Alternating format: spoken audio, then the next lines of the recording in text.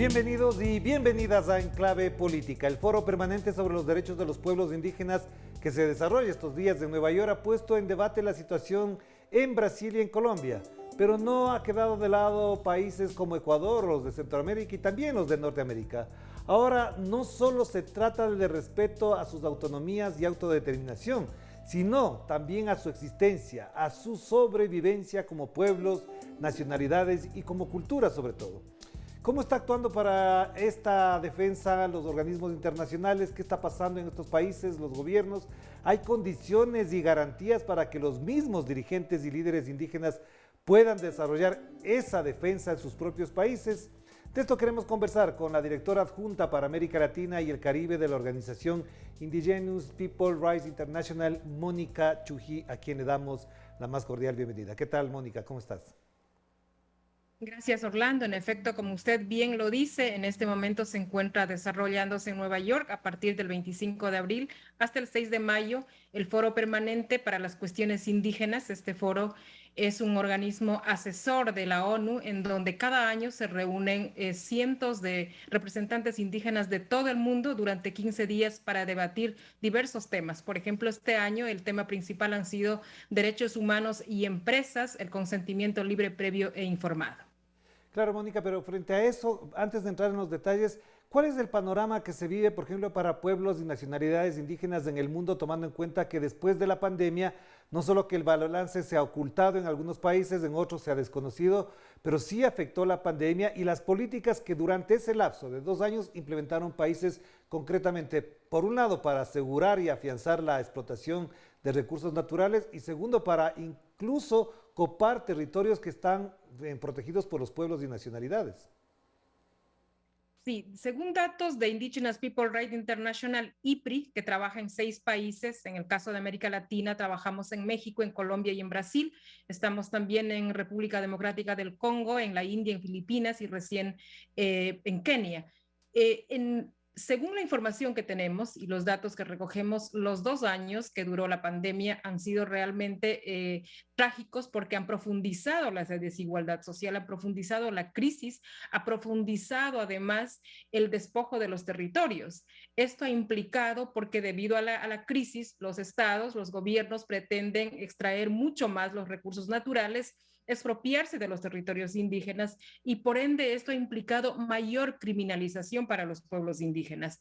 El informe que presentó Indigenous People Rights International, IPRI, en el 27 de abril en el foro permanente, nos da cuenta y muestra una radiografía de cuál es la situación real de los pueblos indígenas a nivel global y realmente es alarmante lo que nos muestra este informe.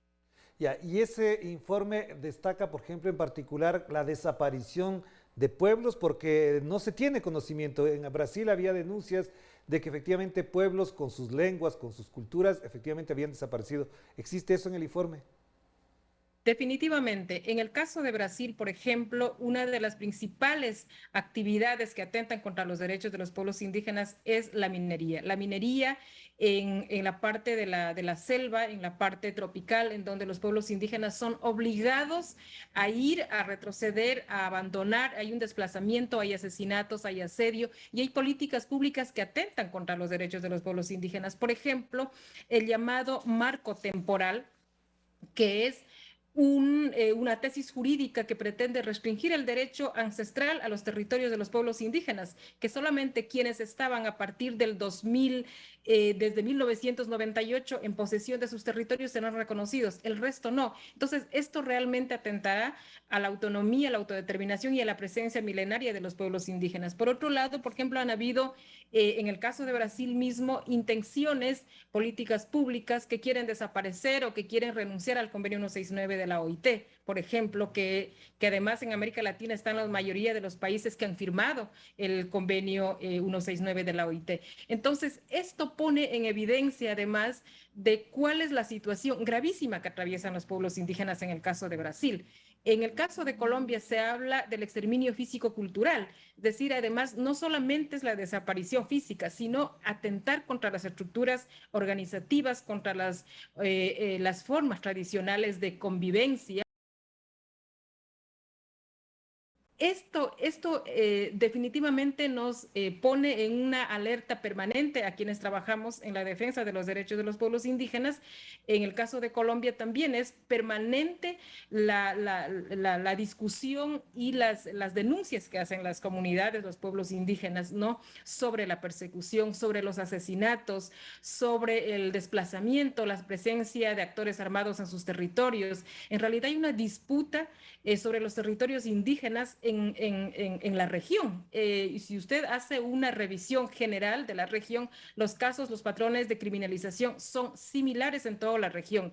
El discurso de odio, el acoso, las desapariciones forzadas, la asimetría, la escasez que viven los pueblos indígenas, además es otra forma, otro atentado, otra violación a los derechos humanos, pero sobre todo la creciente y alarmante asedio que viven constantemente los pueblos indígenas. Por ejemplo, en el caso de México, pese a que México tiene una buena referencia sobre que ha acogido varios instrumentos internacionales de protección a pueblos indígenas, sin embargo, también los pueblos indígenas allí son blancos, son sujetos de desplazamiento forzados, hay presencia de grupos ilegales en sus territorios, entonces también hay una amenaza en ese sentido. Si vamos, por ejemplo, en el caso de Argentina, o si vamos a El Salvador, o si vamos a Guatemala, la situación es similar, es decir, hay una preocupación regional de quienes trabajamos en materia de defensa de los pueblos indígenas, de IPRIM particularmente, de cómo hacemos, de cómo paramos esta situación. No es posible que un sector tan importante como los pueblos indígenas, defensores de la selva, que milenariamente hemos habitado en estos pueblos y que podemos ser unos aliados naturales y que tenemos alternativas, ideas, propuestas, sea más bien blancos de ataques de políticas públicas que van en detrimento de la supervivencia de sus territorios y de su cultura. Claro, pero Mónica, ahí ha tocado un elemento que es muy importante y tiene que ver con que hay grupos ilegales, por ejemplo en México, hay grupos ilegales en Colombia, pero también en Brasil, pero los grupos legales se llaman transnacionales, es decir, están avalados, están legitimados y además cuentan incluso con protección de orden internacional y de orden legal en cada uno de estos países. Entonces, ¿cuál es el peso entre estos grupos ilegales que los pueden combatir, que los pueden identificar, y los otros grupos legales llamados transnacionales? Definitivamente, creo que la amenaza que vivimos los pueblos indígenas a nivel de la región vienen de varias fuentes. Por un lado, los grupos ilegales, por otro lado, las políticas públicas y por otro lado, a veces las mismas Fuerzas Armadas y por otro lado también está la presencia de las empresas transnacionales, las que además ven a ciertas regiones como la Amazonía en particular como espacios absolutamente para extraer recursos naturales y les importa nada la población que vive históricamente allí. Es decir, por eso es que esta es la necesidad de amplificar, la necesidad de articularnos entre pueblos indígenas es importante y por eso es que en el foro permanente es un espacio fundamental en donde podemos nosotros dar cuenta de qué es lo que está pasando en diferentes ámbitos en el mundo, en el planeta, particularmente con lo que nos corresponde a nosotros es en América Latina. Claro. Decía yo, en el caso, por ejemplo, de Colombia, hay una disputa en los territorios, por controlar los territorios, por sacar los recursos naturales. En el caso de Brasil, la minería. La minería es una de las prácticas que realmente acosa constantemente a los pueblos indígenas. Entonces, frente a ello, ¿qué hacen las comunidades indígenas? Resisten, marchan. Recientemente hubo el campamento Tierra Libre, que lo lideraban organizaciones indígenas de Brasil, que ha sido un movimiento en donde estuvieron presentes centenares de representantes indígenas de la región, que pretende posicionar, visibilizarse y decir que la presencia de ellos es milenaria y que están allí además como una fuente, como un sector, como un actor que cuida el planeta, no solamente para ellos, sino para la humanidad. Y creo que Claro. esa dimensión no se identifica desde los estados. Ahora, Mónica, ¿cuáles son esas políticas públicas que se están imponiendo? Porque ya existían, pero ahora se imponen a veces con fuego, con militarización y etcétera, pero que son comunes en América Latina y que no necesariamente nacen solamente de los gobiernos, sino que son políticas, por ejemplo, del Fondo Monetario Internacional en cierto sentido y hasta cierto punto. ¿Podemos identificar dos o tres de ellas que son las más dramáticas y las más agudas para la sobrevivencia de estos pueblos? Por supuesto, por ejemplo, decía yo que en América Latina, de los 22 países que en el mundo han ratificado el convenio 169 de la OIT, alrededor de 15 están en América Latina. ¿Qué significa? El convenio 169 de la OIT reconoce un derecho fundamental para los pueblos indígenas, que es la consulta libre, previa e informada para obtener el consentimiento. Este es el mecanismo que consideramos que es fundamental, el primer paso que nos va a permitir tener una relación distinta con los pueblos indígenas y el Estado. Es decir, esto no se cumple. Hay muy sencillamente el consultar a los pueblos indígenas para realizar cualquier política pública en sus territorios, no se da. Y por tanto, ¿qué es lo que hacen? Omiten este paso y lo que se hace es imponer. O si no, simplemente se mal usa el proceso, el mecanismo de la consulta. Es decir, lo que se hace es una socialización, no es que se consulta. Yo creo que si hubiera un buen proceso de consulta con las comunidades, tal como reza el convenio 169 de la OIT, realmente se resolverían muchísimos de los problemas, realmente sería un mecanismo que promueva una participación directa de los pueblos indígenas y habría un respeto a los derechos y creo que se haría más bien un esfuerzo por encontrar puntos comunes de cómo resolvemos los problemas. El problema central es esto, en la violación no hay consulta, si no hay consulta se impone, lo cual significa amenazas, lo cual significa el desplazamiento forzado, es decir, los pueblos indígenas tienen que irse de sus comunidades. En el caso de Ecuador, por ejemplo, aunque Ecuador no es uno de los países prioritarios en el que trabaja IPRI, pero hay familias que se desplazan en el sur del país, que han sido desplazados. ¿Por qué? Porque hay una política, porque hay una decisión del Estado de intervenir en ese sector. Esta es una pequeña muestra, pero si vamos al resto de la región, la situación es similar. El desplazamiento por la presencia de las empresas que quieren extraer recursos naturales, sea la minería, sea hidrocarburos, por ejemplo, eso ha generado una gran cantidad de consecuencias y violaciones a los derechos humanos. Quizá un poco para también matizar en el caso de Ecuador, la otra situación es el tema de los derrames petroleros, que esto es histórico, es decir, los derrames petroleros, solo los grandes son los que se visibilizan y los que no se dan cotidianamente y no hay reparación. Entonces, lo mismo ocurre en Colombia, lo mismo ocurre en Brasil, lo mismo ocurre en otros países donde se explota hidrocarburos. Pero como respondiendo a la pregunta, es decir, la violación al derecho a la consulta libre, previa e informado da paso al desplazamiento, da paso a los asesinatos, a las desapariciones forzadas, es decir, este derecho que tiene que ser respetado, reconocido y tiene que ser implementado es el que genera una serie de consecuencias. Es decir, no hace falta más normas. Lo que hace falta es que los gobiernos cumplan los compromisos internacionales de respetar los derechos de los pueblos indígenas. Hagamos la primera pausa, Mónica, para volver sobre todo con el análisis que implica una zona biodiversa enorme, una mega zona que se llama la Amazonía. Hagamos la pausa.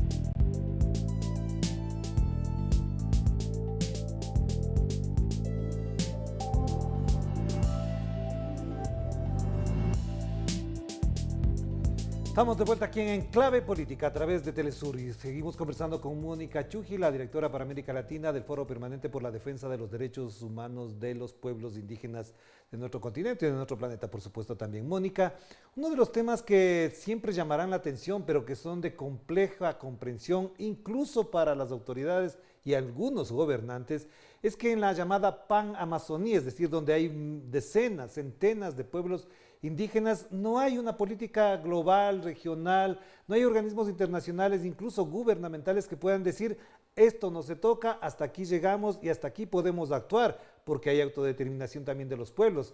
¿Eso cómo se está abordando? ¿Hasta dónde hay conciencia y hay interés de generar condiciones para un mejor tratamiento de la llamada Pan-Amazonía? Bueno, yo pienso que primero la región amazónica tiene que destacar la importancia que significa para el planeta.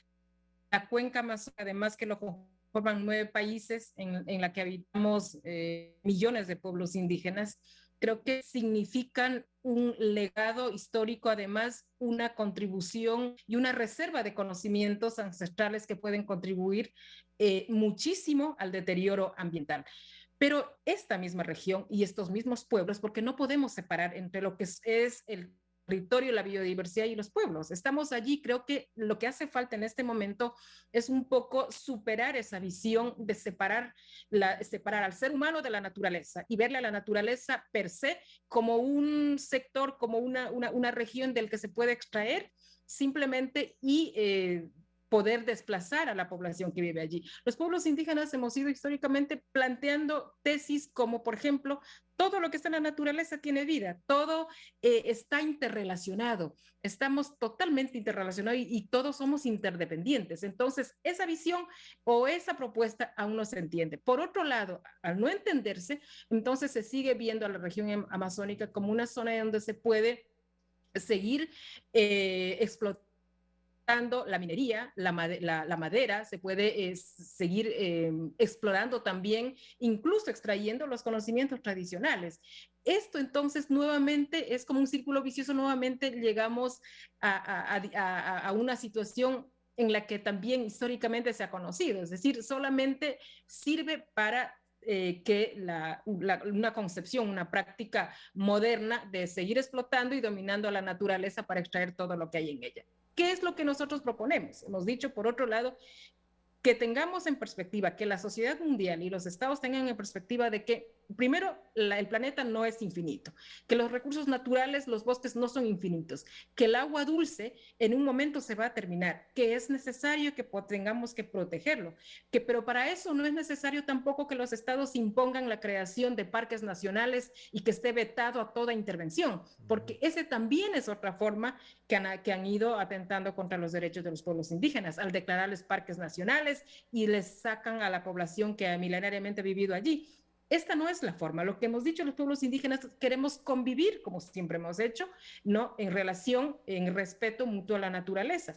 Necesitamos cambiar de conciencia, necesitamos cambiar de práctica. Lo que necesitamos es que la sociedad, a través de los estados, pueda ver una nueva forma, no sé si nueva, más bien que podamos entender y que podamos aprender de las otras culturas, de cómo necesitamos cambiar la dinámica con la relación con la selva, con la naturaleza, con los recursos naturales, porque de ella dependemos. Yo creo que nadie puede decir que no dependemos de la naturaleza. Si usted hace una revisión, todo lo que tenemos actualmente sale de la naturaleza, la medicina sale de la naturaleza, ¿no? Dependemos de los bosques para tener un oxígeno limpio. Pero Entonces ahí creo le que hago una llega un pausa, punto. Mónica, porque sí quisiera Claro que concretar en algo muy particular y que es de vital importancia. ¿Hasta dónde en todo este conjunto de análisis y de enfoques que hacemos sobre el tema está tomándose en cuenta algo muy elemental y además fundamental en la vida de toda la humanidad, que es el agua? Porque la Amazonía y los pueblos indígenas de la Amazonía, de donde existe Amazonía en cada uno de estos países, evidentemente corre riesgo el agua, no solamente por la contaminación, que ya es un hecho grave, muy grave. Segundo es porque también la contaminación que genera en las fuentes de agua naturales, en los orígenes de las vertientes de agua, la minería. Entonces, ¿hay análisis, hay trabajos para que puedan preservar el agua?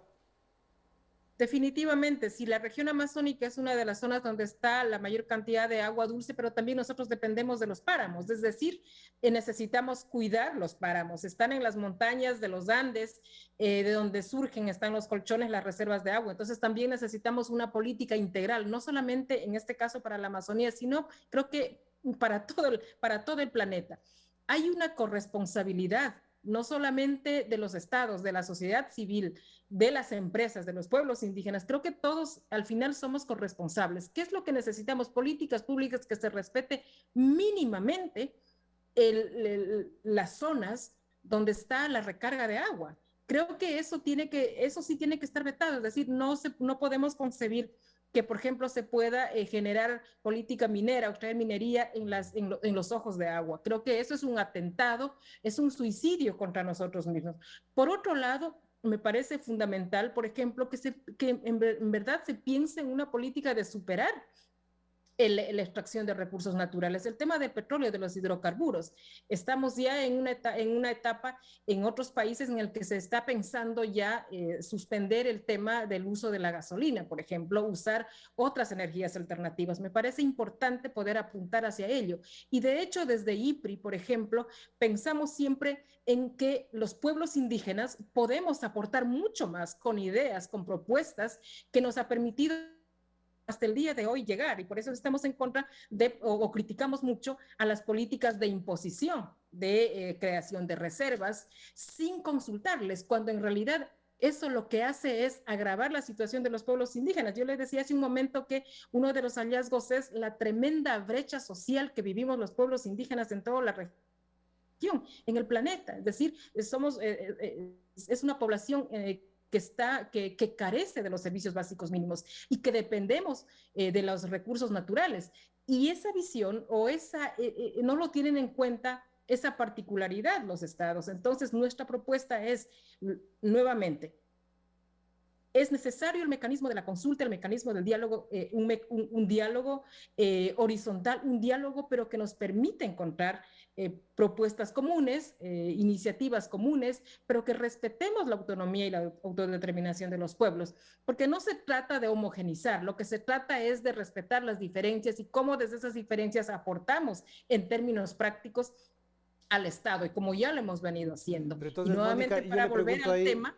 Yo le pregunto ahí una cosa que es clave también. Tenemos mandatarios como por ejemplo Luis Arce en Bolivia, Pedro Castillo en Perú, Andrés Manuel López Obrador en México, que de una u otra manera, y ahora también Xiomara Castro en Honduras, que de alguna u otra manera coinciden, no plenamente, pero coinciden en buenos puntos con respecto a estas temáticas que estamos hablando. ¿Usted cree que efectivamente con ellos basta para, por ejemplo, realizar una cumbre latinoamericana que concrete y enfoque el análisis y la solución de los problemas solamente para estos asuntos como los que estamos hablando de la sobrevivencia de los pueblos?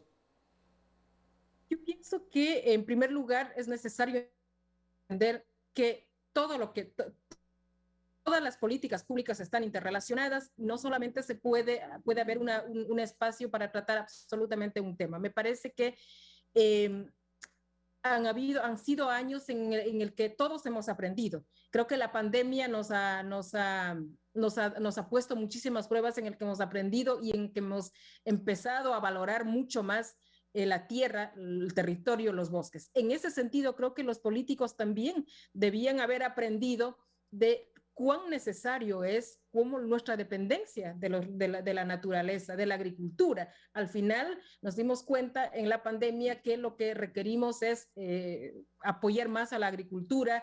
Los pueblos indígenas nos valimos mucho de nuestras medicinas tradicionales para sobrevivir. Entonces, el respeto a los pueblos indígenas pasa, yo creo que más allá de las banderas y las tendencias políticas. Qué bueno que hayan coincidencias, qué bueno que hayan discursos de comprensión hacia la situación y hacia los reclamos legítimos de los pueblos indígenas. Sin embargo, esto hay que verlo en la práctica. ¿Cuánto mismo se va a hacer realidad lo que se está proponiendo? Pero me parece súper importante destacar que en general, hablando en general, indistintamente del gobierno que sea, sí hay una afectación a los pueblos indígenas, y por eso es que el reclamo es generalizado, es decir, más allá de cuestionar a determinados gobiernos, se cuestiona las políticas públicas, y lo que se dice es que es necesario que los estados entiendan y superen una visión súper utilitarista de la naturaleza. Es decir, tenemos que superar de tener una mirada a los bosques tropicales, al bosque, a la naturaleza en general, como espacios de extracción, en donde solamente nos sirve para nosotros utilizarlo y nada más. Creo que superando eso, esa visión nos va a permitir tener una mirada mucho más amplia, nos va a permitir encontrar, creo que, fuentes y alternativas de justicia social, porque no se trata solamente de los pueblos indígenas.